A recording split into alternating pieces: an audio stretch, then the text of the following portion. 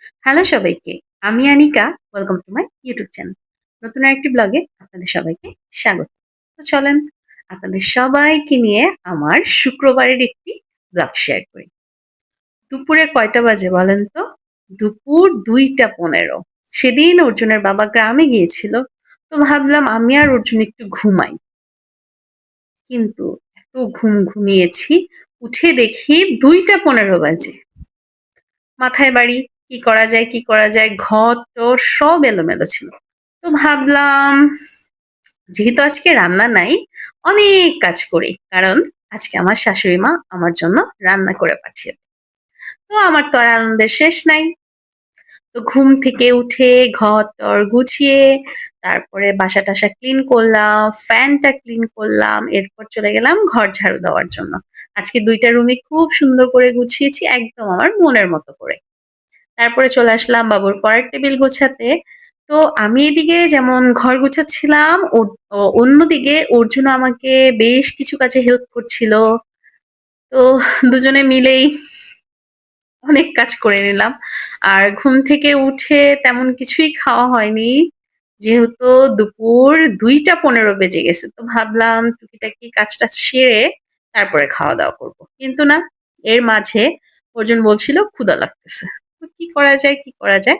আমিও যদিও জানি যে আজকে আমার জন্য আমার শাশুড়ি মা রান্না করে পাঠাবে, তাই গতকালকে রান্না করে কিছুটা তরকারি ফ্রিজে রেখে দিয়েছিলাম। তো ভাবলাম আজকে কোনো রান্নাই করব না। আর যেদিন আমার রান্না করতে না হয়, সেদিন মনে হয় আমার থেকে খুশি কেউ না। তো এতদিন তো আপনাদের সাথে আমার চীনে ঘোরার ব্লগগুলো শেয়ার করলাম। আরো কিছু ব্লগ আছে, তো ভাবলাম না মাঝে একদম একঘেয়েমে হয়ে যাচ্ছে। তাহলে আজকে একটা আপনাদের সাথে সবার সাথে একটা ডেইলি ব্লগ শেয়ার করি। আশা করি আপনাদের সবার খুব ভালো লাগবে। এই তো ঘর-টর গুছিয়ে নিলাম। সবকিছু করে নিয়েছি। তো ঘর-টর না গোছানো থাকলে আসলেই মনে হয় শান্তি আর শান্তি। তারপরে অর্জুনকে বললাম, "তাহলে তুমি একটু কলা দিয়ে মুড়ি দিয়ে খাও। আমি বাকি কাজটা সেরে বাবা একসাথেই খাওয়া-দাওয়া করি।"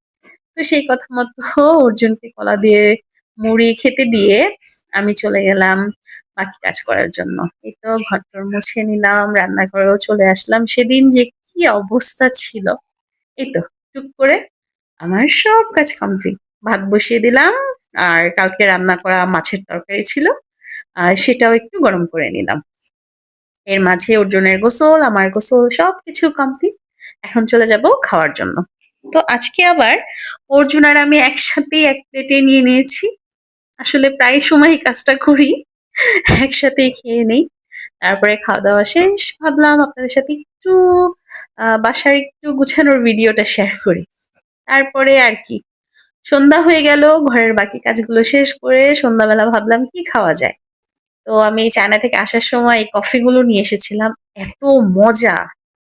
আমি না রিসেন্টলি মনে হচ্ছে একদম কফি পাগল একজন লোক হয়ে যাব। খুব মজা ছিল।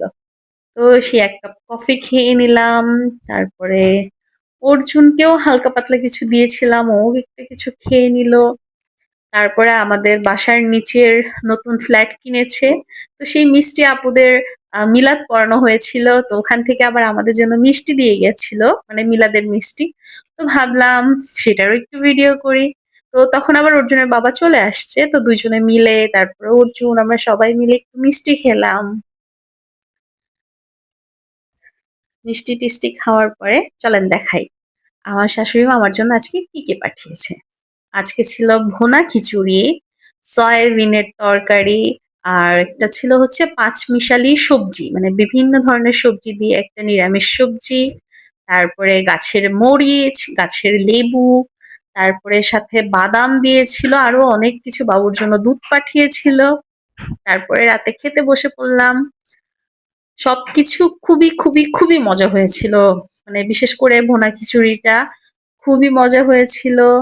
তারপরে আমার শাশুড়ির এই সবজিটাও খুবই টেস্টি।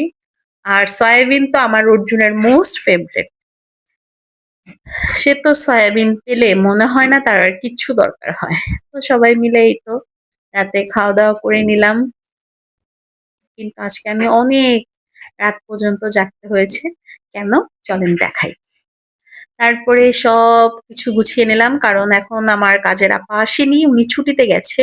উনার শাশুড়ি আবার অসুস্থ। তো এখন আমার বাসার সব কাজ আমারই করতে হয়। আমি কিন্তু এখন পারি একটু। মানে রান্নাটা ছাড়া আমি সবই পারি।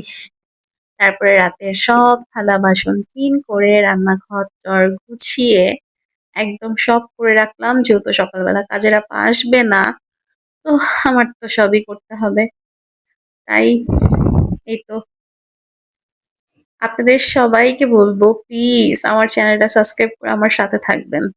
প্রায় না এখন হঠাৎ করে সাবস্ক্রাইব বেড়ে আবার জানি সবাই কোথায় চলে যায় আমি না বুঝি না। প্লিজ আপনারা কেউ দয়া করে কাজটি করবেন না। আর অবশ্যই ভিডিওটা ফুল ওয়াচ করে দিবেন। আপনাদের কোথায় ভালো লাগলো বা আমার কোন জিনিসটা ভালো করলে ভিডিওতে আপনাদের কাছে আরো ভালো লাগবে সেগুলো জানাবেন।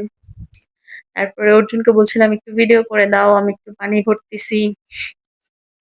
আরে কি করব ভিডিও লং করতে হবে তো তাই যা পারছি তাই ঢুকিয়ে দিচ্ছি ভিডিওতে। এরপরে দুজনে মিলে ওর বাবা কিন্তু অলরেডি ঘুমিয়ে পড়েছে।